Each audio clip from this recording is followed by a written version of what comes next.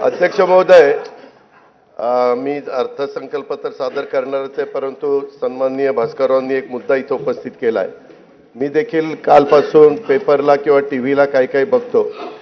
अध्यक्ष महोदय, मधल्या काळामध्ये देखील अशाच पद्धतीनं निगेटिव्ह त्याच्यामध्ये फेक नरेटिव्ह असं निर्माण करण्याचा प्रयत्न करण्यात आला.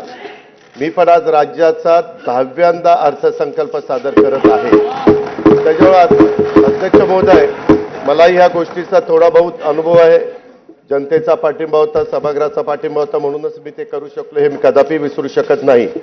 परंतु अध्यक्ष महोदय, अशा प्रकारची चर्चा करणं आणि ते आधीच करणं आणि काहीतरी लोकांच्या मध्ये फेक नरेटिव्ह निर्माण करणं हे कुठेतरी अध्यक्ष महोदय थांबलं पाहिजे. याची नोंद आपण देखील त्या ठिकाणी घेतली पाहिजे, अशी मी सुरुवातीलाच आपल्याला विनंती करतो. सन्माननीय अध्यक्ष महोदय, मी आपल्या अनुमतीने सन 2024-25 या वर्षाचा अतिरिक्त अर्थसंकल्प सभागृहाला सादर करतो आहे. उदंड पाहिले, उदंड ऐकिले, उदंड वर्णिले क्षेत्र महिमे, ऐसी चंद्रभागा ऐसे भीमा तीर, ऐसा विटेवर देव कोठे, ऐसे संत जन ऐसे हरीचे दास, ऐसा नाम घोष सांगा कोठे, तुका म्हणे आम्हा अनाथा कारणे पंढरी निर्माण केली देवे. बोला कुंडली वरदे हरी विठ्ठल श्री ज्ञानदेव तुकाराम पंढरीनाथ महाराज की जय. अध्यक्ष महोदय, श्री संत तुकाराम महाराजांनी वर्णन केलेल्या महाराष्ट्राचा आराध्य दैवत श्री विठ्ठलाच्या दर्शनाला अवघ्या महाराष्ट्रातून वैष्णवांच्या दिंड्या निघाल्या आहेत. जगद्गुरु संत तुकाराम महाराजांच्या पालखीचे आजच देहूतून प्रस्थान होते आहे. ज्ञानेश्वर माऊलींची पालखी उद्या आळंदीवरून निघेल. साधारण 1000 वर्षाची परंपरा असलेल्या या वारीशी वारकरी भक्तिमार्गाशी महाराष्ट्राची नाळ जोडलेली आहे.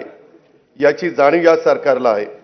महाराष्ट्राची ओळख म्हणून जिची जगभर दखल घेतली जाते त्या पंढरपूरच्या वारीचा म्हणूनच आपण जागतिक वारसा नामांकनासाठी युनेस्कोकडे प्रस्ताव पाठवतो आहेत. आपल्या परंपरेची पताका खांद्यावर घेऊन जाणाऱ्या लाखो वारकऱ्यांविषयी कृतज्ञता म्हणून सरकारने या वर्षापासून प्रतिदिंडी 20,000 रुपये निधी देण्याचा निर्णय घेतला आहे. निर्मल वारीसाठी 36,71,00,000 रुपयांचा निधी उपलब्ध करून दिला आहे. मुख्यमंत्री वैद्यकीय सहाय्यता कक्षाच्या माध्यमातून देहू, आळंदी ते पंढरपूर या दोन्ही मुख्य पालखी मार्गावरील सर्व वारकऱ्यांची आरोग्य तपासणी केली जाणार आहे. आवश्यकतेनुसार मोफत औषधोपचार देखील केले जाणार आहेत. कीर्तनकार, वारकरी, भजनी मंडळ यांना सोयी सुविधा उपलब्ध करून देण्यासाठी तसेच पालखी मार्गाचे व्यवस्थापन करण्यासाठी मुख्यमंत्री वारकरी संप्रदाय महामंडळ स्थापन करण्याचा निर्णय घेण्यात आलेला आहे. लोकसभेच्या नुकत्याच झालेल्या निवडणुकीमध्ये राष्ट्रीय लोकशाही आघाडीला बहुमत प्राप्त झाले आहे. केंद्रात माननीय श्री नरेंद्र मोदीजी यांच्या नेतृत्वाखाली सलग 3ऱ्यांदा सरकार स्थापन झाले आहे. माननीय पंतप्रधानांचे देखील मी त्यासाठी आपल्या सर्वांच्या तर्फे मनपूर्वक अभिनंदन करतो. महाराष्ट्राला सहकार्य करण्याबाबत केंद्र शासनाने नेहमीच सकारात्मक भूमिका घेतली आहे. केंद्र शासनाच्या 3ऱ्यांदा सरकार आल्यानंतर पहिल्याच मंत्रिमंडळाच्या बैठकीमध्ये महाराष्ट्र राज्यातील 76,200 कोटी रुपये किमतीचा वाढवण बंदर प्रकल्पाला मंजुरी देण्यात आली आहे. त्यामुळे राज्याच्या आर्थिक विकासाला चालना मिळणार आहे. त्याद्वारे 10 लाखाहून अधिक रोजगार निर्माण होणार आहे. यापुढील 5 वर्षही केंद्र शासनाचे असेच भक्कम पाठबळ राज्याला लाभेल याची खात्री मी बाळगतो. दिनांक 27 फेब्रुवारी 2024 रोजी मी सभागृहाला राज्याचा 2024-25 या आर्थिक वर्षाचा अंतरिम अर्थसंकल्प सादर केला होता. पायाभूत सुविधांवरील खर्चात वाढ करून राज्याची अर्थव्यवस्था $1 ट्रिलियन करण्याचा निर्धार त्यात व्यक्त करण्यात आला होता. रेल्वे, रस्ते, मेट्रो मार्ग, विमानतळ, बंदरे व उद्योग अशा विविध क्षेत्रातील गुंतवणुकीबाबतही मी त्यावेळी सविस्तर उल्लेख केला होता. अर्थव्यवस्थेचे आकारमान वाढल्यानंतर सरासरी दरडोई उत्पन्नात वाढ होणार आहेच, पण त्याचबरोबर राज्याच्या आर्थिक प्रगतीचे पुरेसे लाभ न होणाऱ्या घटकांच्या वैयक्तिक उत्पन्नात देखील लक्षणीय वाढ कशी होईल यासाठी प्रयत्न करणं गरजेचे आहे। महिला, शेतकरी, युवा, मागासवर्ग आणि सर्व समाजातील गरिबांना भरीव आर्थिक मदत आणि प्रगतीच्या संधी उपलब्ध करून देणे हा अतिरिक्त अर्थसंकल्पाचा मुख्य हेतू आहे। शाहू फुले आंबेडकरांच्या विचाराच्या पुरोगामित्वाचा वारसा जपत महाराष्ट्राने महिलांना केंद्रस्थानी ठेवून विकासाची वाटचाल केली आहे। शिक्षण, नोकरी आणि राजकीय क्षेत्रात महिलांना आरक्षण देणारे महाराष्ट्र हे देशातील पहिले राज्य आहे। राज्याने 1994 मध्ये पहिले महिला धोरण जाहीर केले। त्यात वेळोवेळी काल सुसंगत सुधारणा करण्यात आल्या। नुकतेच राज्याचे चौथे अष्टसूत्री महिला धोरण जाहीर करण्यात आले आहे। महिला व मुलींना सामाजिक, प्रशासकीय आणि राजकीय क्षेत्रात समान हक्क व दर्जा प्राप्त होण्याकरता पोषण आहार, स्वास्थ्य, शिक्षण, उद्योजकता तसेच कौशल्य विकास आणि रोजगारांसाठी विविध योजना प्रभावीपणे राबवण्यात येतील। मुलींचे जन्माचे स्वागत करणारी आणि तिला वय वर्ष 18 पर्यंत अर्थसहाय्य करणारी लेक लाडकी योजना, गर्भवती मातांचे आरोग्य व संस्थात्मक प्रसूतीकरता जननी सुरक्षा योजना, प्रधानमंत्री मातृवंदना योजना, बचत गटाच्या माध्यमातून ग्रामीण महिलांचे सक्षमीकरण, बस प्रवासामध्ये सवलत, महिलांच्यासाठी विशेष बस, घर खरेदीसाठी मुद्रांक शुल्कात सवलत, कौटुंबिक समस्याग्रस्त महिलांच्यासाठी शक्ती सदन योजना, नोकरी करणाऱ्या महिलांच्यासाठी व्यवसाय करातून सूट, महिला वसतिगृहे, महिला केंद्रित पर्यटन धोरण अशा विविध योजनांची प्रभावी अंमलबजावणी करण्यात येत आहे। स्त्री ही कुटुंबाचा आधार असते। आता ती एकूणच समाजाचाच केंद्रबिंदू होते आहे। कुटुंबाचं व्यवस्थापन आणि अर्थार्जन अशा दोन्ही आघाड्यांवर ती लढते आहे। एक हाती कुटुंब सांभाळणाऱ्या, कर्तबगार मुलं घडवणाऱ्या महिलाही आपल्याला पाहायला मिळतात। वेगवेगळ्या परीक्षांच्या निकालाच्या वेळी तर मुलींची आघाडी हा तर आता नियमित होऊ पाहतो आहे। अशा आपल्या कर्तृत्वान माय भगिनींना संधीची कवाडे आणखी खुली करणे, त्यांना प्रोत्साहन देणे हे सरकार म्हणून आपले कर्तव्यच आहे। म्हणून आमच्या लेकी बहिणींच्यासाठी मुख्यमंत्री माझी लाडकी बहीण योजना ही महत्त्वाकांक्षी आणि व्यापक योजना आज मी घोषित करत आहे। महिलांचे आर्थिक स्वातंत्र्य व स्वावलंबन, आरोग्य व पोषणासहित सर्वांगीण विकासासाठी या योजनेअंतर्गत वय 21 ते 60 वर्ष वयोगटातील पात्र महिलांना शासनातर्फे दरमहा 1,500 रुपये प्रदान करण्यात येतील। मुख्यमंत्री माझी लाडकी बहीण योजनेसाठी दरवर्षी 46,000 कोटी रुपयाचा निधी उपलब्ध करून देण्यात येईल। योजनेची अंमलबजावणी जुलै 2024 पासून करण्यात येईल। आपल्या शासनाने सन 2023-24 पासून लेक लाडकी ही योजना सुरू केली आहे। मुलींच्या जन्मापासून ती 18 वर्षाची होईपर्यंत तिला टप्प्याटप्प्याने एकूण 1,01,000 रुपये प्रदान करण्यात येतात। पिवळ्या आणि केशरी शिधापत्रिका धारक कुटुंबात दिनांक 1 एप्रिल 2023 रोजी किंवा त्यानंतर जन्म झालेल्या कन्येला हे अर्थसहाय्य करण्यात येतं।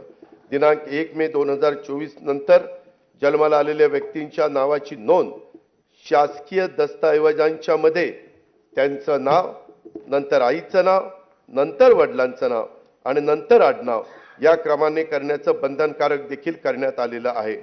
या वर्षीच्या अंतरिम अर्थसंकल्पात मी महिलांच्यासाठी स्वयंरोजगार निर्मिती तसेच सुरक्षित प्रवासासाठी पिंक ई रिक्षा योजनेची घोषणा केली होती।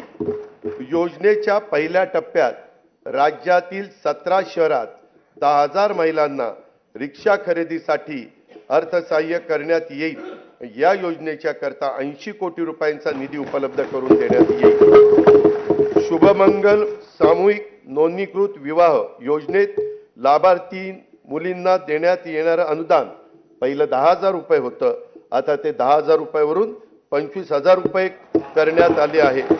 राज्यातील सर्व आरोग्य उपकेंद्रात स्तन, गर्भाशय, मुखाच्या कर्करोग तपासणीसाठी उपकरणे व साहित्य उपलब्ध करून देण्यात येईल, त्यासाठी 78 कोटी रुपये निधीची तरतूद करण्यात येईल। रुग्णांची विशेषतः आमच्या गरोदर माता व बालकांची आरोग्य संस्थेत मोफत ने-आण करण्यासाठी 3324 रुग्णवाहिका कार्यरत आहेत। त्यातील जुन्या रुग्णवाहिकांच्या जागी नव्या रुग्णवाहिका उपलब्ध करून देण्यात येतील। महिलांची पाण्यासाठी होणारी पायपीट थांबवण्यासाठी हर घर नल हर घर जल संकल्पनेअंतर्गत जल जीवन मिशन कार्यक्रमातून ग्रामीण भागातून 1,25,66,986 घरांना न जोडणी देण्यात आली आहे। राहिलेल्या 21,04,932 घरांसाठीचे काम प्रगतीपथावर आहे। स्वयंपाकांच्यासाठी वापरल्या जाणाऱ्या इंधनाचा आणि महिलांच्या आरोग्याचा फार जवळचा संबंध असतो। महिलांच्या आरोग्याच्या नेहमीच तक्रारी कमी करायच्या असतील तर त्यांना स्वच्छ इंधन पुरवणं ही आपली जबाबदारी आहे।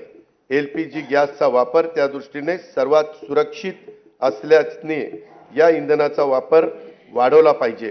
गॅस सिलेंडर प्रत्येक घराला परवडेल यासाठी प्रत्येक पात्र कुटुंबाला वर्षाला 3 गॅस सिलेंडर मोफत देणारी मुख्यमंत्री अन्नपूर्णा योजना मी आज जाहीर करत आहे।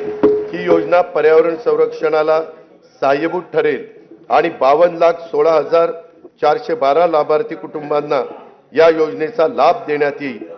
अंगणवाडी सेविका, मदतनीस व मिनी अंगणवाडी सेविका यांना सध्या सेवानिवृत्ती, मृत्यू, राजीनामा इत्यादी प्रकरणी 1 लाख रुपयांपर्यंतचा लाभ देण्यात येत आहे। महाराष्ट्र राज्य ग्रामीण जीवनोन्नती अभियानाअंतर्गत 6,48,000 महिला बचत गट कार्यरत असून ही संख्या 7 लाख करण्यात येणार आहे। बचत गटाच्या फिरच्या निधीच्या रकमेत 15,000 वरून 30,000 रुपये वाढ करण्यात आली आहे। उल्वे, नवी मुंबई येथे युनिटी मॉल बांधण्यात येत असून त्यातून महिला बचत गट व कारागिरांना उत्पादनाच्या प्रदर्शन व विक्रीसाठी हक्काचे व्यासपीठ उपलब्ध होईल। महिला बचत गटांनी उत्पादित केलेल्या वस्तूंना सध्या उमेद मार्ट आणि ई-कॉमर्स ऑनलाईन प्लॅटफॉर्म तसेच प्रदर्शनाच्या माध्यमातून बाजारपेठ उपलब्ध करून दिली जाते। याद्वारे आतापर्यंत 15 लाख महिला ह्या लखपती दीदी होण्याचा मान मिळाला असून या वर्षात 25 लाख महिलांना लखपती करण्याचं उद्दिष्ट शासनाने ठरवलेलं आहे। महिला लघु उद्योजकांसाठी या आर्थिक वर्षापासून पुण्यश्लोक अहिल्यादेवी होळकर महिला स्टार्टअप योजना सुरू करण्यात येणार आहे। स्टार्टअपच्या अनुषंगाने अखिल भारतीय स्तरावरील महासंमेलन राज्यात आयोजित करण्यात येईल। पर्यटन क्षेत्रातील महिला लघु उद्योजकांनी 15 लाख रुपयांपर्यंत घेतलेल्या कर्जावरील व्याजाचा परतावा शासनाकडून करण्यासाठी आई योजना सुरू करण्यात आली आहे। त्यातून 10,000 रोजगार निर्माण होणार आहे। महिला व बालकांविरुद्धच्या अत्याचाराचे खटले देखील चालवण्यासाठी 100 विशेष जलदगती न्यायालयांना आवश्यक तो निधी राज्य शासन उपलब्ध करून देत आहे। राज्यामधील व्यावसायिक शिक्षणामध्ये मुलींचं प्रमाण वाढवण्यास शासन कटिबद्ध आहे। अभियांत्रिकी, वास्तुशास्त्र, औषध निर्माण शास्त्र, वैद्यकीय तसेच कृषी विषयक सर्व व्यावसायिक पदविका अभ्यासक्रमासाठी प्रवेशित 8 लाख रुपयांपर्यंतच्या वार्षिक कौटुंबिक उत्पन्न असणाऱ्या इतर मागासवर्ग तसेच आर्थिकदृष्ट्या दुर्बल घटकातील मुलींना शिक्षण शुल्क व परीक्षा शुल्कामध्ये 100% प्रतिपूर्ती करण्यात येईल। अध्यक्ष महोदय, या निर्णयाचा लाभ सुमारे 2,05,000 मुलींना होणार आहे। शैक्षणिक वर्ष 2024-25 पासून ही योजना सुरू करण्यात येणार असून सुमारे 2,000 कोटी रुपयांचा भार दरवर्षी राज्य सरकार ह्याकरता उचलणार आहे। स्वावलंबी शेतकरी संपन्न शेतकरी हे ब्रीद जपत शेतकऱ्यांना विविध पातळीवर सहाय्य करण्यासाठी शासन कटिबद्ध आहे। बी बियाणासाठी थेट अनुदान, सिंचन सुविधा, आधुनिक तंत्रज्ञानाचा वापर, शेतीपूरक उद्योगांना प्रोत्साहन, शेतमालाचे मूल्यवर्धन, शेतमाल साठवणूक, बाजारपेठेची उपलब्धता इत्यादींबाबत विविध योजना राबवण्यात येत आहे।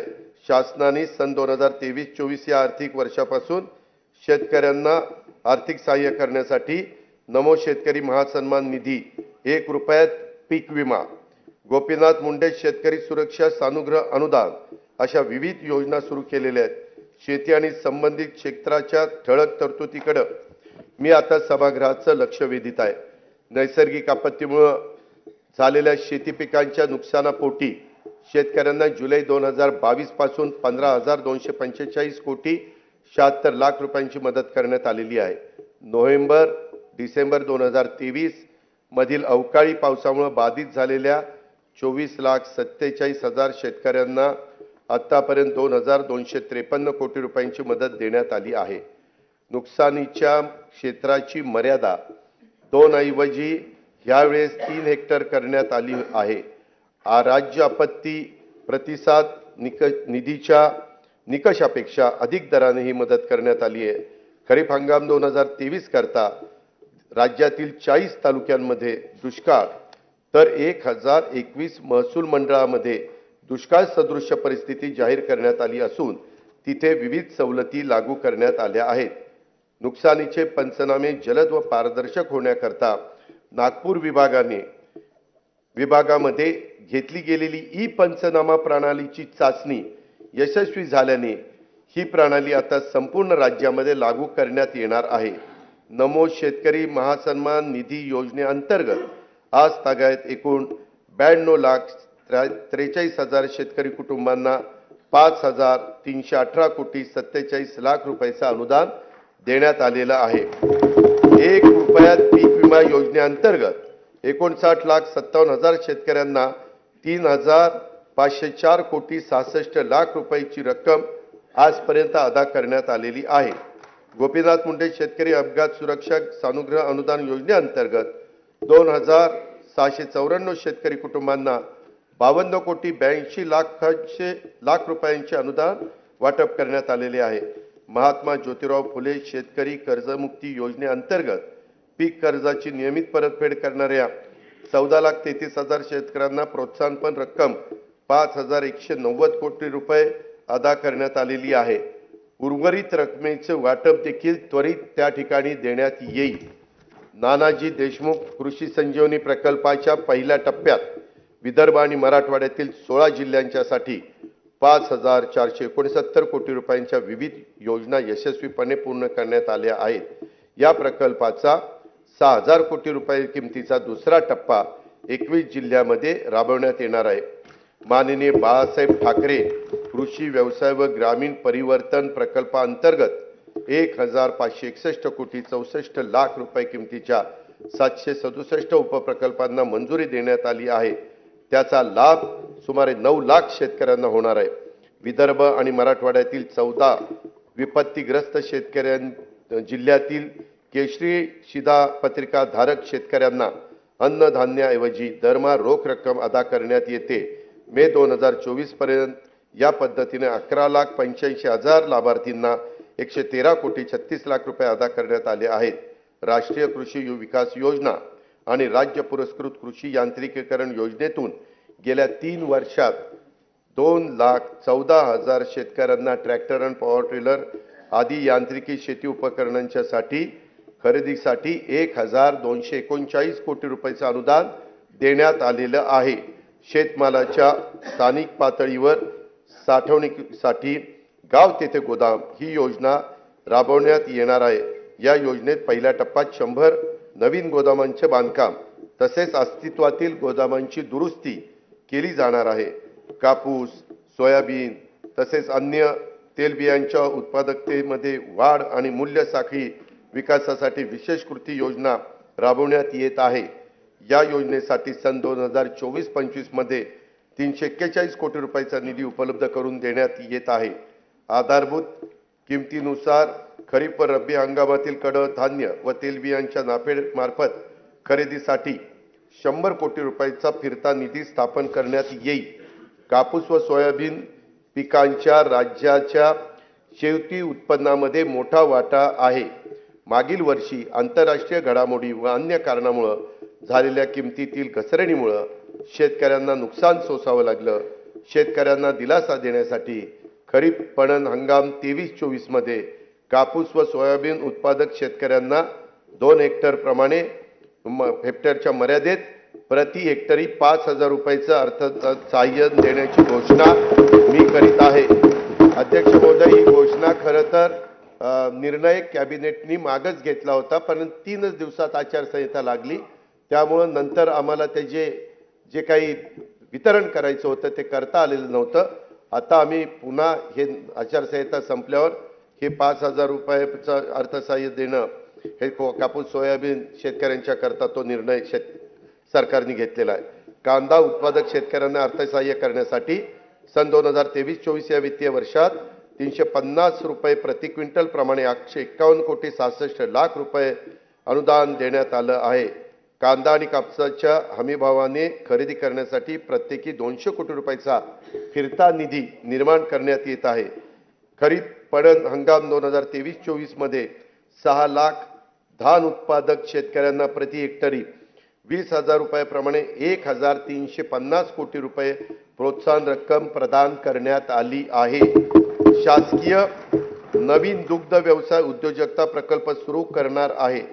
पशुसंवर्धन, दुग्ध व्यवसाय, पशुचारा आणि पशुखाद्य उत्पादन या क्षेत्रात नव उद्योजक निर्माण करणे, रोजगार आणि स्वयंरोजगाराच्या माध्यमातून शेतकऱ्यांच्या मध्ये आर्थिक उन्नती साधणे, पशूंची उत्पादकता वाढवणे हा या प्रकल्पाचा उद्देश आहे।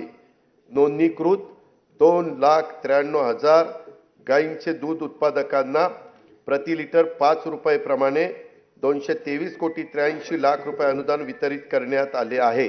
राहिलेले अनुदान देखील त्वरित वितरित करण्यात येईल।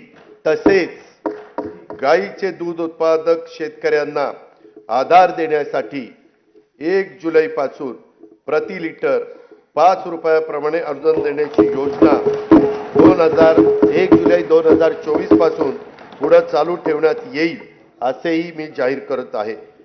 शेळी मेंढी पालन व्यवसायातील संख्यात्मक व गुणात्मक वाढीसाठी पुण्यश्लोक अहिल्यादेवी होळकर महाराष्ट्र मेंढी व शेळी विकास महामंडळाच्या भाग भांडवलात लक्षणीय वाढ करण्यात आली आहे। शेळी मेंढी पालन आणि कुक्कुटपालनाला प्रोत्साहन देण्यासाठी 2 नवीन प्रकल्प राबवण्यात येत आहे। राज्याचा मत्स्य उत्पादनात गेल्या 2 वर्षात मोठ्या प्रमाणामध्ये वाढ झाली आहे। मत्स्य बाजार स्थापना तसेच मासळी विक्री सुविधांच्यासाठी आवश्यक निधी उपलब्ध करून देण्यात येणार आहे। अटल बांबू समृद्धी योजनेतून 10,000 हेक्टर खासगी क्षेत्रावर बांबूंची लागवड करण्यात येणार आहे। त्यासाठी शेतकऱ्यांना बांबू रोपे तसेच इतर आवश्यक बाबींकरता प्रति रोपासाठी 175 रुपयाचे अनुदान देण्यात येणार आहे। राज्यातील पडीक जमिनीवर मोठ्या प्रमाणावर बांबूची लागवड करण्यात येणार आहे। नंदुरबार जिल्ह्यातील 1,20,000 रुपये क्षेत्रावर बांबूची लागवड करून या योजनेची सुरुवात करण्यात येणार आहे। वन्य प्राण्यांच्या हल्ल्यात जीवितहानी झाल्यास द्यावयाच्या नुकसान भरपाईच्या रकमेत 20 लाख रुपयावरून 25 लाख रुपये आणि त्यात कायमचं अपंगत्व आल्यास 5 लाख रुपयावरून 7.5 लाख रुपये, गंभीर जखमी झाल्यास 1.25 लाख रुपयावरून 5 लाख रुपये, किरकोळ जखमी झाल्यास 20,000 रुपयावरून 50,000 रुपये अशा प्रकारची वाढ करण्यात आली आहे। शेती पिकाच्या नुकसान भरपाई करता देय रकमेत कमाल मर्यादेत पहिली 25,000 रुपये होती, ती आता आम्ही 50,000 रुपये वाढ करतोय। पशुधन हानीच्या नुकसान भरपाईतही भरीव अशा प्रकारची वाढ करीत आहोत। विविध कारणांमुळे अपूर्ण राहिलेले सिंचन प्रकल्प पूर्ण करण्यासाठी गेल्या 2 वर्षापासून विशेष मोहीम राबवण्यात येत आहे। आतापर्यंत 108 प्रकल्पांना सुप्रमा देण्यात आलेली आहे। जयंत पाटील साहेब, 108 प्रकल्पांना आपल्या वेळेस काय पुढे जायचंच नाही। ते येत्या 2 वर्षात 61 प्रकल्प पूर्ण होणे अपेक्षित आहे। या प्रकल्पातून सुमारे 3,65,000 हेक्टर सिंचन क्षमता निर्माण होणार आहे। राज्यातील कार्यान्वित प्रकल्पाच्या अपेक्षित आणि प्रत्यक्ष सिंचन क्षमतेतील तफावत दूर करण्यासाठी महाराष्ट्र सिंचन सुधारणा कार्यक्रम हाती घेण्यात येत आहे।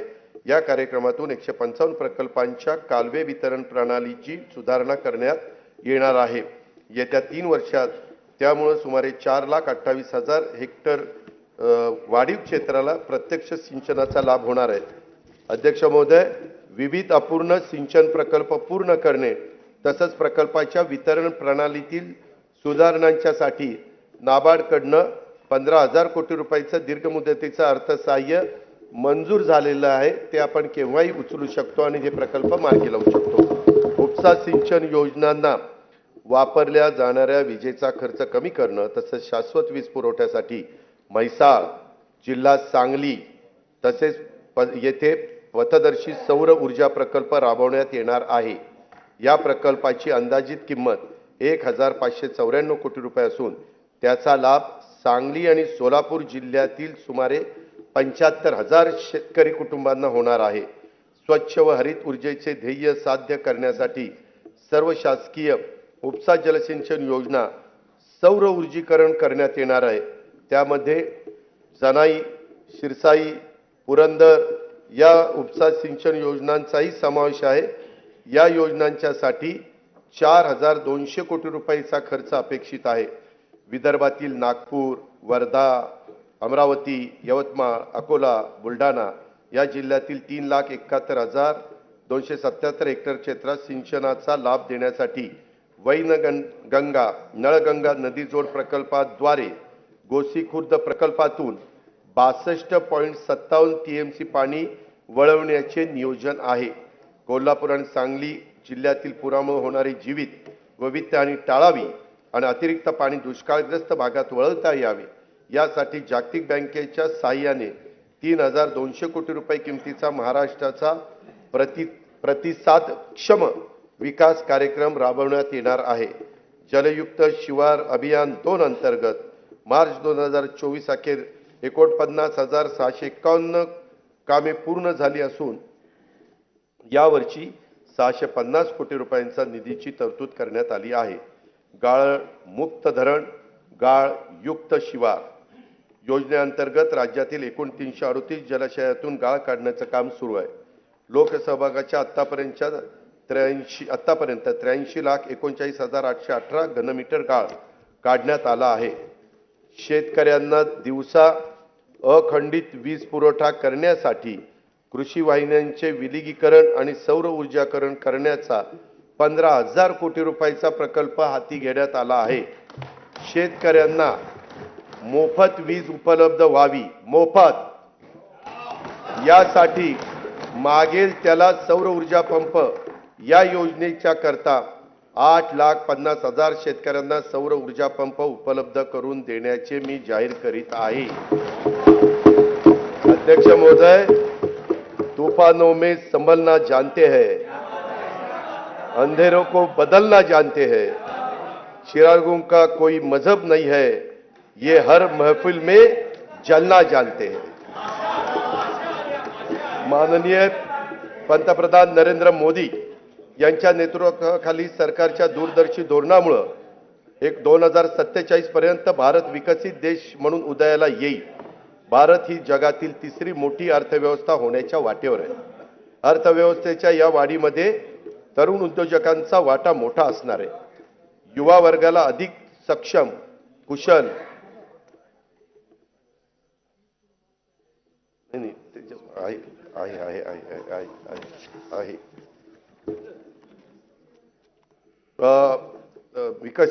भारत ही जगातील 3री मोठी अर्थव्यवस्था होण्याच्या वाटेवर आहे। अर्थव्यवस्थेच्या या वाढीमध्ये तरुण उद्योजकांना वाटा मोठा असणार आहे।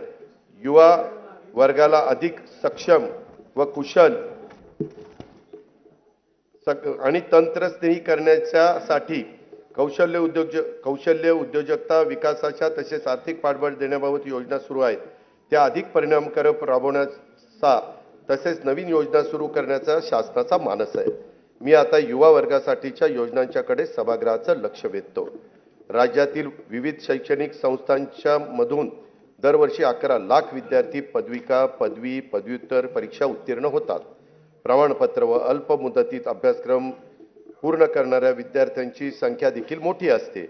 औद्योगिक आणि बिगर औद्योगिक आस्थापनांमध्ये प्रत्यक्ष कामाद्वारे प्रशिक्षण घेतल्यास गरजू युवकांना रोजगाराची संधी तसेच उद्योगांना प्रशिक्षित मनुष्यबळ उपलब्ध व्हावे या उद्देशाने दरवर्षी 10 लाख तरुण तरुणींना प्रत्यक्ष कामावरील प्रशिक्षण देण्यासाठी मुख्यमंत्री युवा कार्य प्रशिक्षण योजना मी जाहीर करीत आहे. या योजनेअंतर्गत शासनामार्फत प्रशिक्षणार्थी दरमहा 10,000 रुपये विद्यावेतन देण्यात येईल. त्यासाठी दरवर्षी 10,000 कोटी रुपयाचा खर्च अपेक्षित आहे. शासनाच्या योजनांची माहिती जनतेपर्यंत पोहोचवण्यासाठी दरवर्षी 50,000 युवकांना कार्य प्रशिक्षण देण्यात येईल. जागतिक बँक सहाय्यित 2,307 कोटी रुपये किमतीच्या मानवी विकासासाठी उपयोजित ज्ञान आणि कौशल्य विकास प्रकल्पाअंतर्गत 500 औद्योगिक प्रशिक्षण संस्थांची दर्जावाढ तसेच मॉडेल ITI जागतिक कौशल्य केंद्र महाराष्ट्र राज्य कौशल्य विद्यापीठ डेटा सेंटर अशा विविध संस्थांचे बळकटीकरण आणि उद्योजकता विकास कार्यक्रम राबवण्यात येणार आहे. मुंबई, पुणे, नागपूर, अमरावती, यवतमाळ, कोल्हापूर, छत्रपती संभाजीनगर, कराड जिल्हा सातारा, अवसारी खुर्द जिल्हा पुणे येथील तंत्र शिक्षण संस्थांच्या मध्ये सेंटर ऑफ एक्सलन्स स्थापन करण्यास मान्यता देण्यात आली आहे. पंडित दीनदयाळ उपाध्याय रोजगार मेळावा व नमो महारोजगार मेळाव्यातून रोजगार इच्छुक युवांना नोकरीची संधी उपलब्ध करून दिल्या जात आहेत. या माध्यमातून सन 2023-24 मध्ये 95,478 उमेदवारांची नोकरीसाठी निवड झाली आहे. स्वामी विवेकानंद आंतरराष्ट्रीय कौशल्य विकास प्रबोधिनी मुंबईत गोवंडी येथे कार्यान्वित झाली आहे. राज्याच्या ग्रामीण भागात 511 प्रमोद महाजन ग्रामीण कौशल्य विकास केंद्रे स्थापन करण्यात आली असून या केंद्रातून 15 ते 45 वयोगटातील 18,980 उमेदवार कौशल्य प्रशिक्षण घेत आहेत. विविध समाज घटकांच्यासाठी रोजगारभिमुख प्रशिक्षण कार्यक्रम तसेच संशोधनाचे काम करण्यासाठी आदिवासी संशोधन प्रशिक्षण संस्था TRTI, डॉक्टर बाबासाहेब आंबेडकर संशोधन व प्रशिक्षण संस्था बार्टी, छत्रपती शाहू महाराज संशोधन व प्रशिक्षण संस्था सारथी, महात्मा ज्योतिबा फुले संशोधन व प्रशिक्षण संस्था महाज्योती, महाराष्ट्र संशोधन व प्रशिक्षण प्रबोधिनी अमृत इत्यादी संस्था काम करतायत. या संस्थांच्या मार्फत एकूण 2,51,393 विद्यार्थ्यांना रोजगारभिमुख प्रशिक्षण देण्यात आले असून त्यापैकी 52,000 विद्यार्थ्यांना नोकरीच्या संधी प्राप्त झालेल्या आहेत. शाश्वत ऊर्जा, आरोग्य तसंच कृषी क्षेत्रात कृत्रिम बुद्धिमत्तेच्या वापराबाबत संशोधनासाठी राज्यातील विद्यापीठ आणि संशोधक यांच्या संयुक्त विद्यमाने संशोधन व नव उपक्रम केंद्रे स्थापित करण्यात आली आहेत. त्यासाठी विद्यापीठ व शासनाकडून प्रत्येकी 50 कोटी रुपये असा 100 कोटी रुपयांचा निधी उपलब्ध करून देण्यात येणार आहे. शबरी आदिवासी वित्त व विकास महामंडळामार्फत राबवण्यात येणाऱ्या स्वयंरोजगार अर्थसहाय्याच्या योजनेच्यासाठी 100 कोटी रुपयाची निधीची तरतूद करण्यात आलेली आहे. अनुसूचित जाती, अनुसूचित जमाती, विमुक्त जाती, भटक्या जमाती, इतर मागासवर्ग, विशेष मागास प्रवर्ग तसेच खुल्या प्रवर्गातील विद्यार्थ्यांना विदेशात उच्च शिक्षणासाठी शिष्यवृत्ती योजना राबवण्यात येत आहे. अल्पसंख्याक समुदायातील विद्यार्थ्यांसाठी देखील सन 2024-25 पासून विदेशी शिक्षणासाठी शिष्यवृत्ती योजना लागू करण्यात आली आहे. वसतिगृहात प्रवेश न मिळालेल्या आर्थिकदृष्ट्या दुर्बल घटकातील विद्यार्थ्यांना शैक्षणिक वर्ष 23-24 पासून डॉक्टर पंजाबराव देशमुख वसतिगृह निर्वाह भत्ता योजनेअंतर्गत भरीव वाढ करून दरवर्षी 38 ते 60 हजार रुपयापर्यंत निवास भत्ता देण्यात येत आहे. इतर मागासवर्गीय, विमुक्त जाती, भटक्या जमाती आणि विशेष मागास प्रवर्गातील उच्च शिक्षण घेणाऱ्या विद्यार्थ्यांना ज्ञानज्योती सावित्रीबाई फुले आधार योजनेअंतर्गत देखील भरीव वाढ करून दरवर्षी 38,000 ते 60,000 रुपयापर्यंत निवास भत्ता देण्यात येणार आहे. गोपीनाथ मुंडे ऊसतोड कामगार विकास महामंडळामार्फत ऊसतोड कामगारांच्या मुलामुलींच्यासाठी 82 शासकीय वसतिगृह स्थापन करण्यास मंजुरी देण्यात आलेली आहे। राज्यात सध्या 1 लाख लोकसंख्येमागे 84 डॉक्टर आहेत। सन 2035 पर्यंत आपल्याला 1 लाख लोकसंख्येमागे 100हून अधिक डॉक्टर करण्याची साठी वैद्यकीय महाविद्यालयाची प्रवेश क्षमता वाढवणं आवश्यक आहे। त्यासाठी राज्यात विविध ठिकाणी 100 विद्यार्थी प्रवेश क्षमतेची नवीन शासकीय वैद्यकीय महाविद्यालय आणि 430 खाटांचे संलग्न रुग्णालय स्थापन करण्यास मान्यता देण्यात आलेली आहे। त्यात जालना, हिंगोली, धाराशिव, परभणी, नाशिक, जळगाव, अमरावती, बुलढाणा, वाशिम, वर्धा, भंडारा, गडचिरोली, सातारा, अलिबाग, सिंधुदुर्ग, रत्नागिरी, पालघर आणि अंबरनाथ जिल्हा ठाणे या शहरांचा समावेश करण्यात आलेला आहे। मौजे, सावर, तालुका म्हसळा, जिल्हा रायगड येथे 100 विद्यार्थी प्रवेश क्षमतेचे नवीन शासकीय युनानी महाविद्यालय स्थापन करण्यास मान्यता देण्यात आली आहे। बुलढाणा जिल्ह्यात नवीन शासकीय आयुर्वेदिक महाविद्यालय स्थापन करण्यात येणार आहे। शासकीय वैद्यकीय महाविद्यालयातील कनिष्ठ व वरिष्ठ निवासी डॉक्टर यांच्या विद्यावेतनात तसेच मानसेवी अध्यापकांच्या मानधनात देखील भरीव वाढ करण्यात आली आहे। ट्रस्ट सेक्टरमधील उद्योगांना देण्यात येणाऱ्या विशेष प्रोत्साहनामुळे नजीकच्या काळात राज्यात अंदाजे 1 लाख कोटी रुपयाची गुंतवणूक होणार असून त्यातून 50,000 रोजगार निर्माण होणार आहे। हरित हायड्रोजन उत्पादनासाठी विकासकांबरोबर झालेल्या सामंजस्य करारानुसार 2,11,400 कोटी रुपयांची गुंतवणूक होणार असून त्याद्वारे 55,900 रोजगार निर्माण होणार आहेत। महापे, नवी मुंबई येथे 25 एकर जागेत India gems and jewellery park नियोजित आहे। त्यात 2,000 सूक्ष्म, लघु व मध्यम उद्योग घटकांना समावेश असून 50,000 कोटी रुपयाची गुंतवणूक होणार आहे। त्यातून 1 लाख रोजगार निर्माण होतील। एकात्मिक व शाश्वत वस्त्रोद्योग धोरण 2023 ते 28 जाहीर करण्यात आले असून या अंतर्गत 5 वर्षात 25,000 कोटी रुपयांची भरीव गुंतवणूक आणि 5 लाख रोजगार अपेक्षित आहे।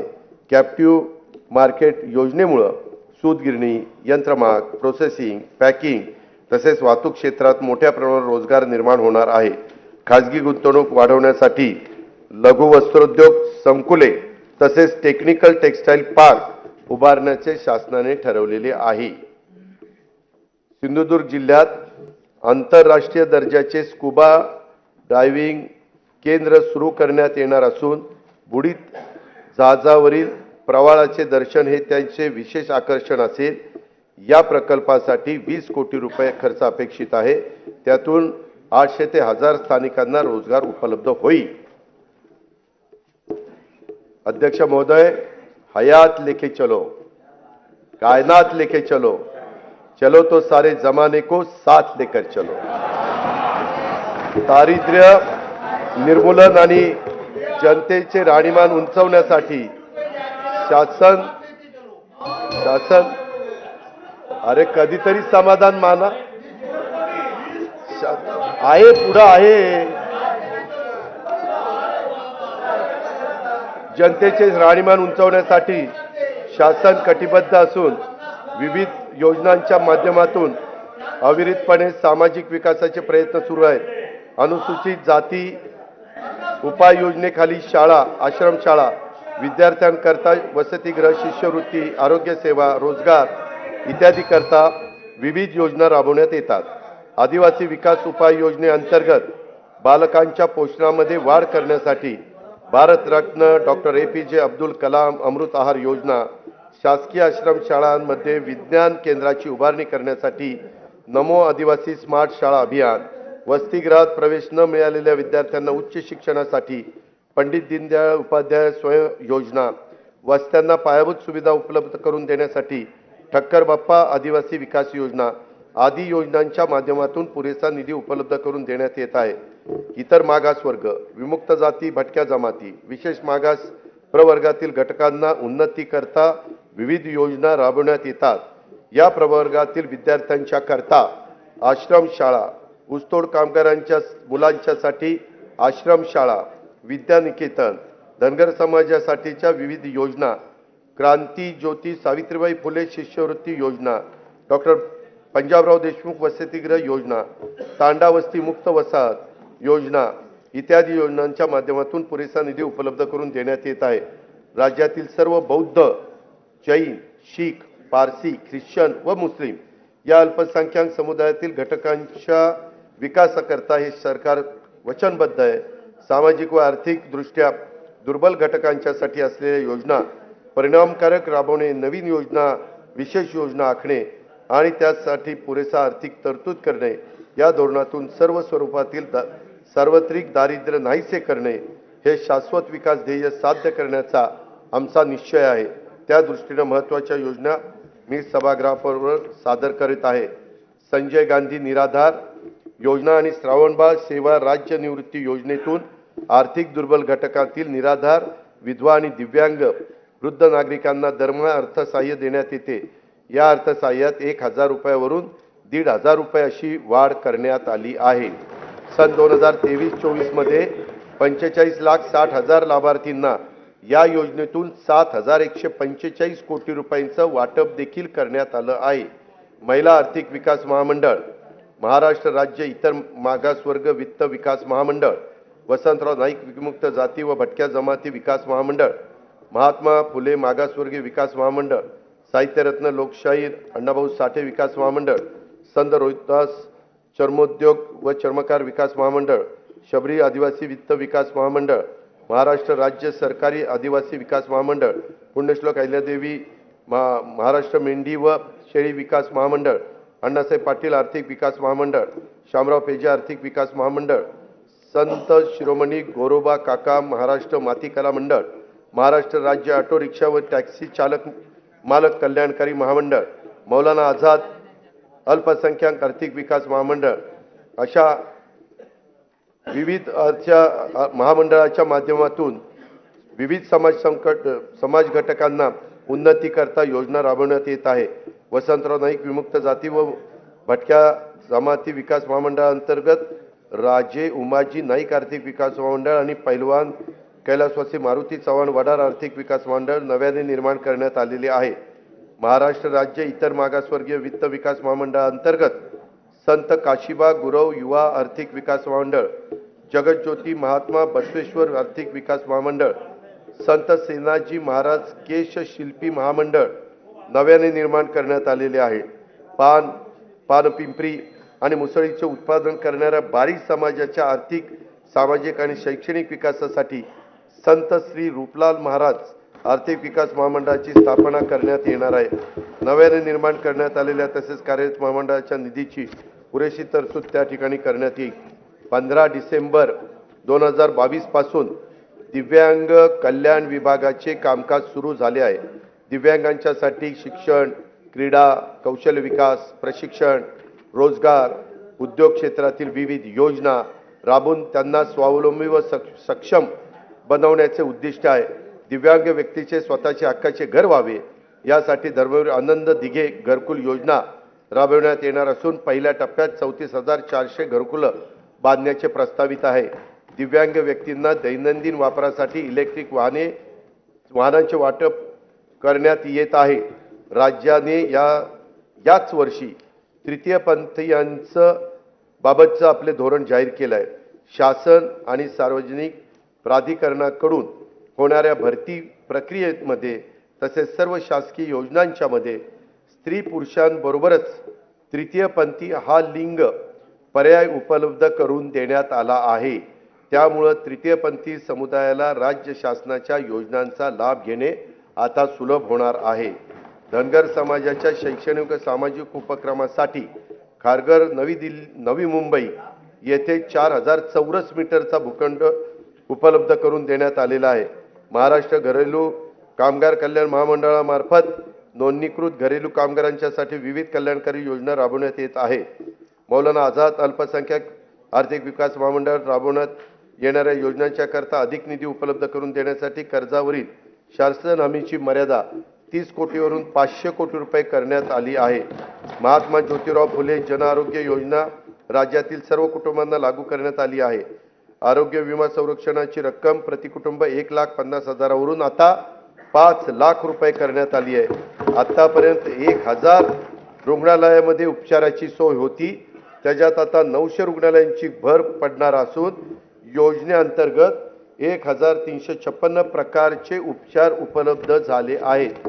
सार्वजनिक आरोग्य विभागाच्या रुग्णालयामध्ये तपासण्या, चाचण्या आणि उपचार मोफत करण्यात येतात। या निर्णयामुळे बाह्य रुग्ण, आंतररुग्ण, लहान शस्त्रक्रिया, एक्स-रे चाचणी आणि प्रयोगशाळा चाचण्यांमध्ये भरीव वाढ झाली आहे। शहरी भागातील गरजू जनतेसाठी विनामूल्य तपासणी, वैद्यकीय चाचण्या व उपचारांच्यासाठी सुविधा असलेले हिंदू हृदय सम्राट बाळासाहेब ठाकरे आपला दवाखाना 347 ठिकाणी कार्यान्वित करण्यात आलेला आहे। महाराष्ट्र राज्य बिगर कृषी सहकारी पतसंस्था नियामक मंडळाला पतसंस्थांच्या स्थिरीकरण व तरलतेसाठी 100 कोटी रुपयांचा निधी उपलब्ध करून देण्यात येणार आहे। प्रधानमंत्री आवास योजना, रमाई आवास योजना, शबरी, पारधी व आदिम आवास योजना, मोदी आवास योजना, यशवंतराव चव्हाण मुक्त वसाहत योजना, पुण्यश्लोक अहिल्यादेवी होळकर घरकुल योजना इत्यादी माध्यमातून पुढील 5 वर्षात 35,40,491 घरकुल बांधण्यात येणार आहेत। सन 2024-25 मध्ये विविध घरकुल योजनांच्या करता 7,425 कोटी रुपयांची तरतूद करण्यात आलेली आहे। बृहन्मुंबई महानगरपालिका क्षेत्रातील गिरणी कामगारांना 12,954 सदनिका वितरित करण्यात केल्या असून उर्वरित सदनिका उपलब्ध करून देण्याचे नियोजन करण्यात आलेले आहे। चालूच आहे, कामच चालूच आहे। सन 2024-25 साठी स्वच्छ भारत अभियान ग्रामीणचा दुसऱ्या टप्प्यासाठी 1,886 कोटी 86 लाख निधीची तरतूद करण्यात आलेली आहे। राज्यातील अंगणवाडी कर्मचारी, आशा वर्कर, कोतवाल, पोलीस पाटील, ग्रामीण जीवनोन्नती अभियानातील संसाधन व्यक्ती यांच्या मानधनात भरीव वाढ करण्यात आलेली आहे। आता मी अर्थसंकल्पातील पायाभूत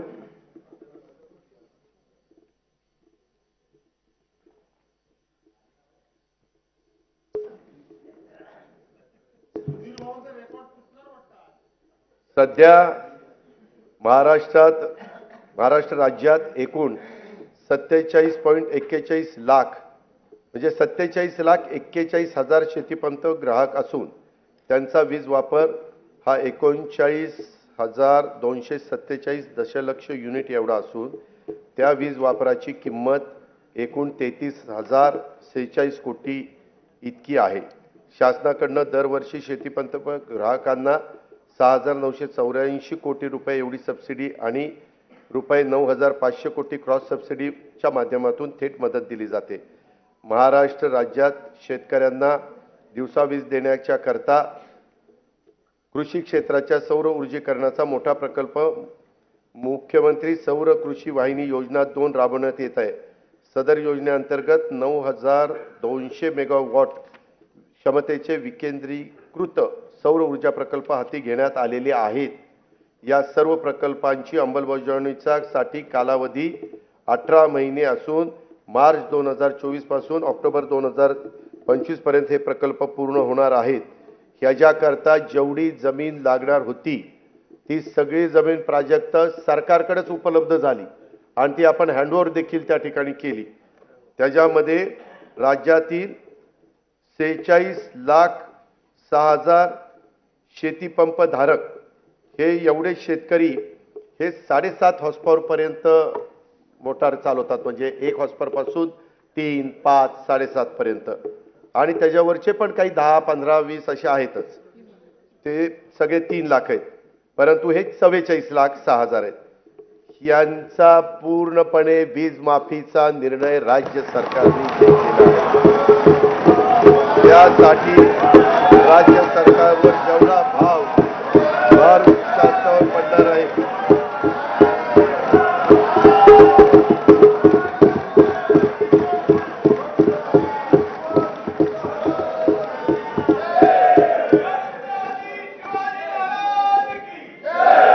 आता मी अर्थसंकल्पातील पायाभूत सुविधा आणि अन्न महत्त्वाच्या सभागृहाचे लक्ष वेधतो। मुंबई, पुणे व नागपूर शहरांमध्ये एकूण 449 किलोमीटर लांबीच्या मेट्रो मार्गिका उभारण्याची मान्यता देण्यात आली असून 127 किलोमीटर लांबीच्या मार्गिका वाहतुकीसाठी खुल्या करण्यात आल्या आहेत. तसेच या आर्थिक वर्षात आणखी 37 किलोमीटर लांबीच्या मार्गिका वाहतुकीसाठी खुल्या करण्यात येणार आहे. शिवडी नावाशेवा प्रकल्पांतर्गत शिवडी वरळी जोड रस्त्यांचे 57% काम झाले असून डिसेंबर 2025 अखेर या प्रकल्पाचे काम पूर्ण करण्यात येणार आहे.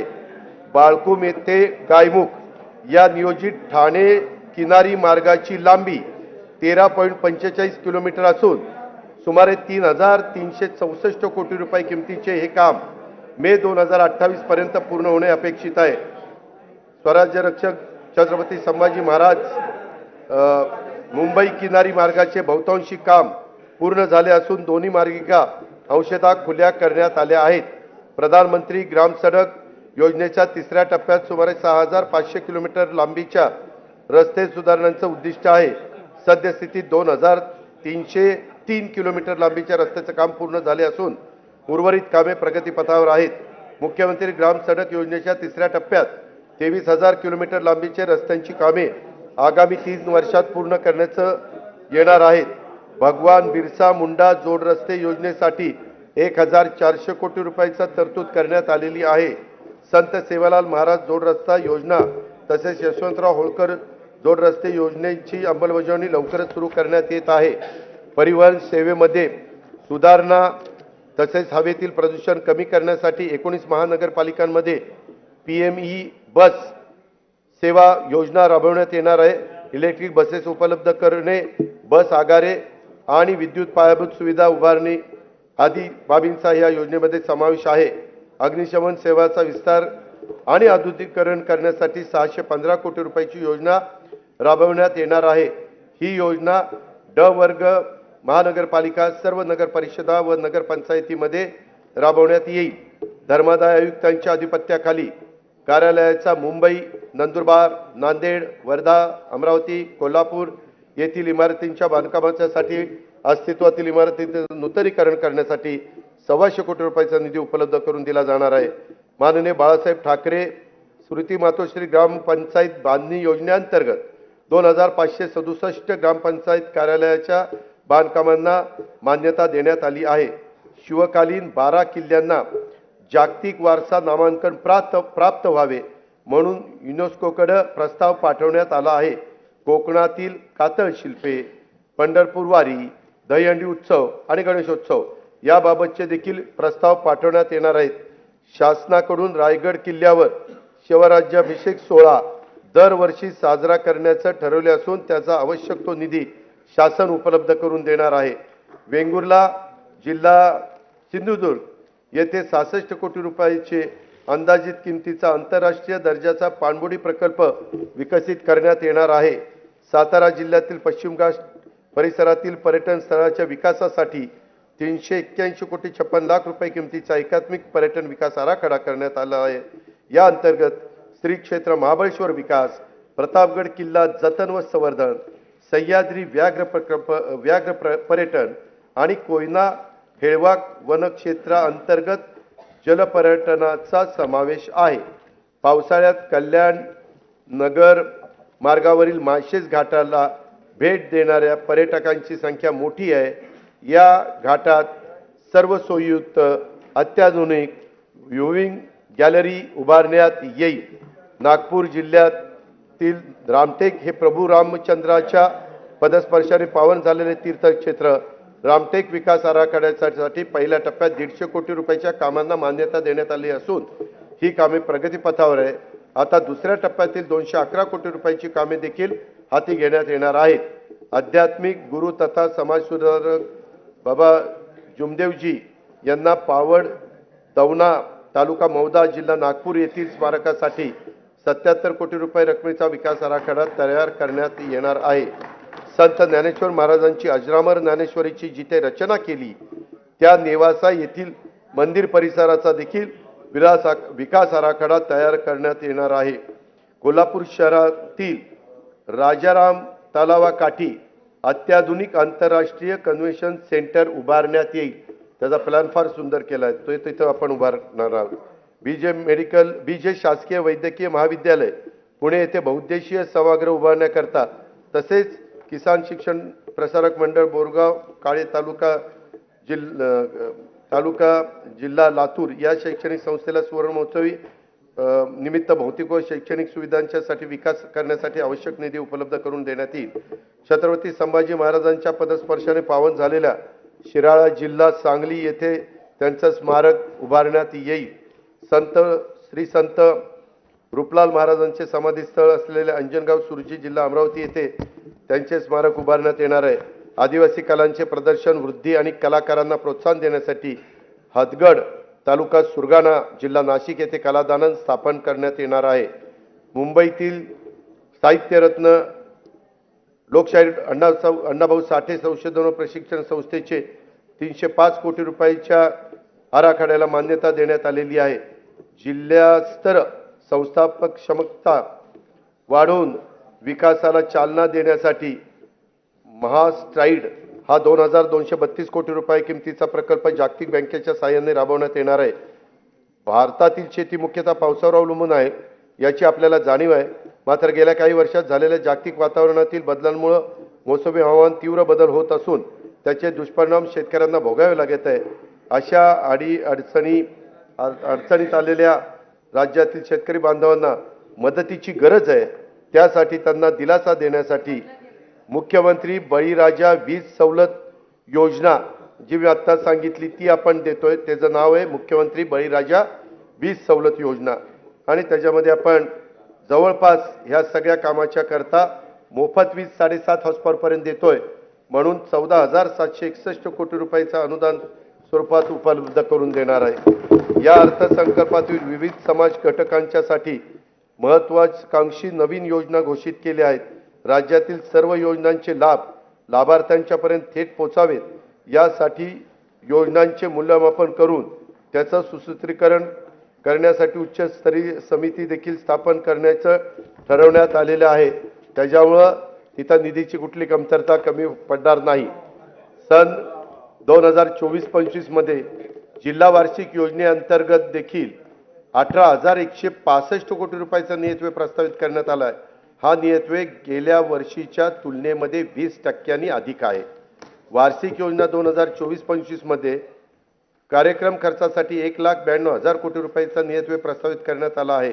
त्यामध्ये अनुसूचित जाती उपाय योजना 15,893 कोटी रुपये आणि आदिवासी विकास योजना 15,360 कोटी रुपये नियतव्ययाचा समावेश आहे। सन 2024-25 मध्ये एकूण खर्चासाठी 6,12,293 कोटी रुपयाचा तरतूद प्रस्तावित आहे। महसूल जमा 4,99,463 कोटी रुपये, महसुली खर्च 5,19,514 कोटी रुपये प्रस्तावित केलेला आहे। परिणामी 20,051 कोटी रुपये महसुली तूट अपेक्षित आहे।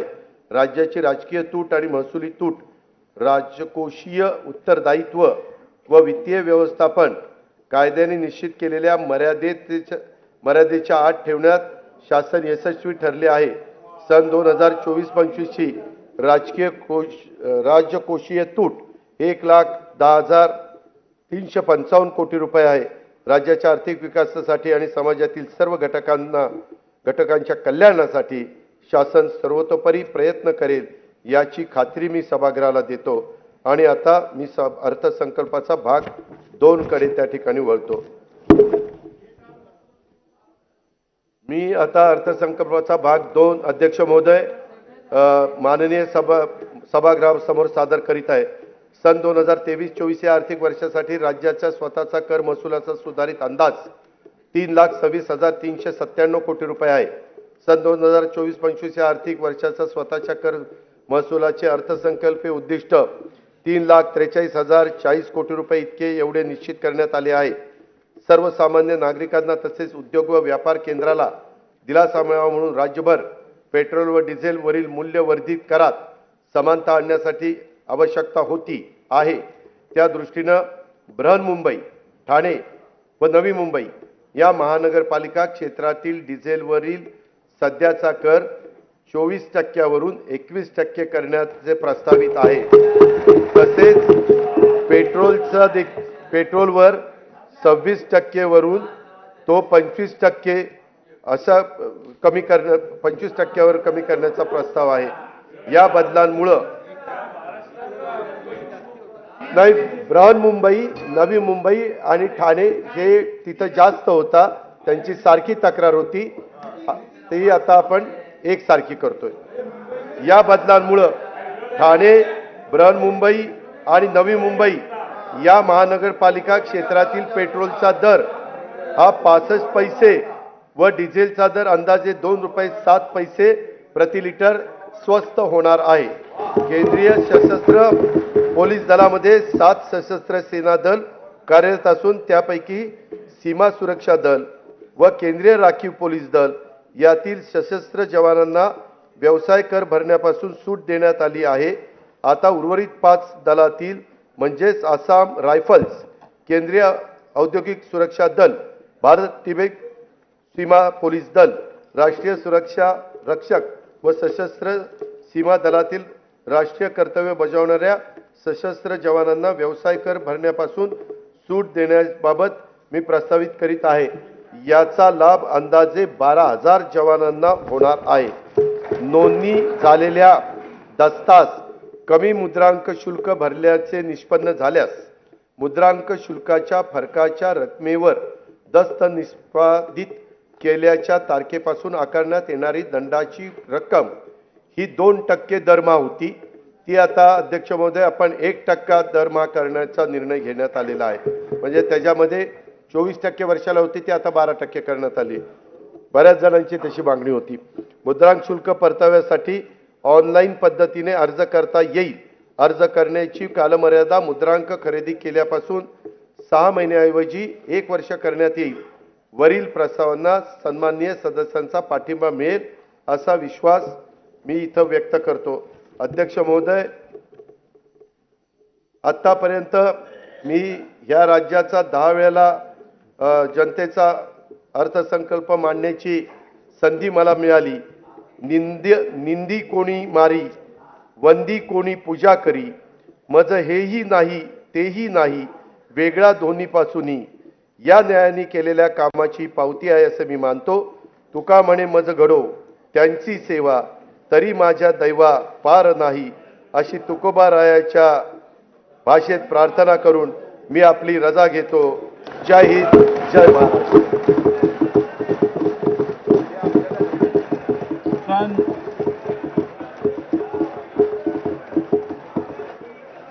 सन 2024-2025 चे अतिरिक्त अर्थसंकल्प सभागृहात सादर करण्यात आला।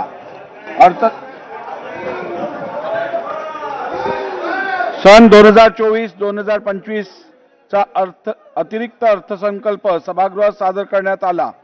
अर्थसंकल्पीय प्रकाशनाचे पेनड्राईव्ह असलेल्या सुटकेसचे सन्मान्य सदस्यांना देण्याची व्यवस्था वित्त विभागातर्फे विधान भवनाकरिता आरक्षित असलेल्या वाहनतळाच्या मोकळ्या जागेवर उभारण्यात आलेल्या मंडपामध्ये विधान भवन मुंबई येथे करण्यात आली आहे।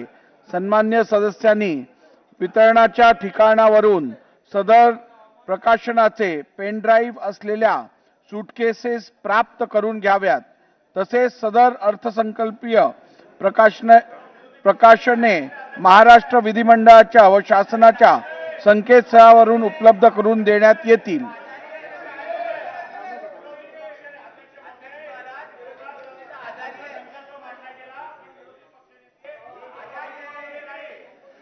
सभागृहाची बैठक आता स्थगित होत आहे। शनिवार दिनांक 29 जून 2024 रोजी सकाळी 11 वाजता सभागृहाची बैठक भरेल।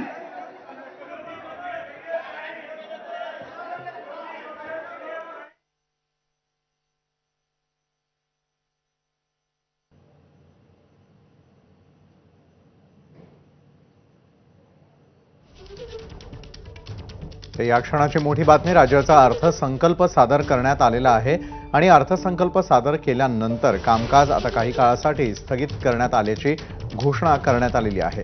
तर अर्थसंकल्पातील काही महत्त्वाचे मुद्दे देखील अतिशय महत्त्वाचे आहेत। पेट्रोल डिझेलचा मुंबई, नवी मुंबई, ठाण्यातला दर हा आता कमी करण्यात आलेला आहे। ठाणे मुंबई आणि नवी मुंबईमध्ये पेट्रोल डिझेल 65 पैसे स्वस्त करण्यात आलेला आहे.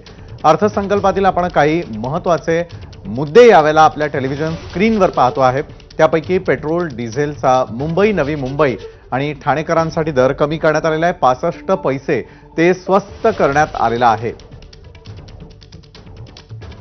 एकंदरीतच राज्याचा अर्थसंकल्प अजित पवारांनी सादर केलेला आपण पाहिला. काही महत्त्वाचे मुद्दे त्यातले आपण आपल्या टेलिव्हिजन स्क्रीनवरती यावेळेला पाहू शकतोय. पेट्रोल डिझेलचा मुंबई नवी मुंबई आणि ठाण्यातला दर घटवण्यात आलेला आहे. त्यामध्ये तब्बल 65 पैशांनी हा दर घटवण्यात आल्याचं आपण पाहतो आहोत. अनेक प्रकारच्या घोषणा आजच्या अर्थसंकल्पामध्ये करण्यात आलेल्या आहेत. 40 तालुक्यांमध्ये दुष्काळ जाहीर करण्यात आलेला आहे. तर दुसरीकडे पोलीस पाटलांच्या मानधनामध्ये मोठी वाढ करण्यात आल्याचा देखील एक अतिशय महत्त्वाचा मुद्दा. सिंधुदुर्ग जिल्ह्यामध्ये आंतरराष्ट्रीय दर्जाचे लघु वस्त्रोद्योग संकुल उभारलं जाणार आहे. 10 लाख तरुणींबाबतही एक महत्त्वपूर्ण निर्णय घेण्यात आलेला आहे. बार्टी सारथीमध्ये 52,000 नव्या नोकऱ्या घोषित करण्यात आलेल्या आहेत. अल्पसंख्याक विद्यार्थ्यांना परदेश शिक्षणासाठी शिष्यवृत्ती. सिंधुदुर्ग जिल्ह्यामध्ये स्कुबा डायव्हिंग केंद्र देखील उभारलं जाणार आहे. वेंगुर्ल्यामध्ये पाणबुडी प्रकल्प उभारण्यात येणार आहे. तृतीयपंथीयांना शासकीय योजनांचा लाभ घेणं अतिशय सोपं करण्याचा देखील अर्थसंकल्पाच्या मुद्द्यातील आणखी एक महत्त्वाचा मुद्दा. शिवराज्याभिषेक सोहळ्याचा खर्च देखील आता येत्या काळामध्ये राज्य सरकारच करणार आहे. शेती कृषी पंपाची सर्व थकीत बिलं देखील माफ करण्याचा मोठा निर्णय यावेळच्या अर्थसंकल्पात करण्यात आलेला आहे. शेतकऱ्यांसाठी राज्य सरकारनं मोठा दिलासा देण्याचा प्रयत्न करण्यात आलेला आहे. दिव्यांगांसाठी विविध योजना देखील राबवणार असल्याचं अजित पवारांनी अर्थसंकल्प सादर करताना सांगितलेलं आहे.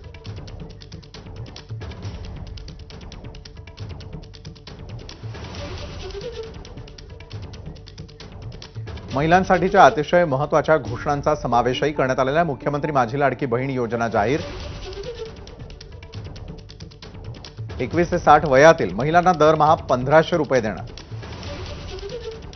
1 जुलैपासून मुख्यमंत्री माझी लाडकी बहीण योजना लागू. विवाहित मुलींसाठी शुभमंगल योजनेचा निधी वाढवला. शुभमंगल योजनेचा निधी 10,000वरून 25,000वर. 25 लाख महिलांना लखपती दिदी करण्याचं उद्दिष्ट ठेवण्यात आलेलं आहे. मुख्यमंत्री अन्नपूर्णा योजना जाहीर. प्रत्येक पात्र कुटुंबाला वर्षाला 3 सिलेंडर मोफत दिले जातील. नव्या शैक्षणिक वर्षामध्ये मुलींना मोफत शिक्षण देण्याची घोषणा.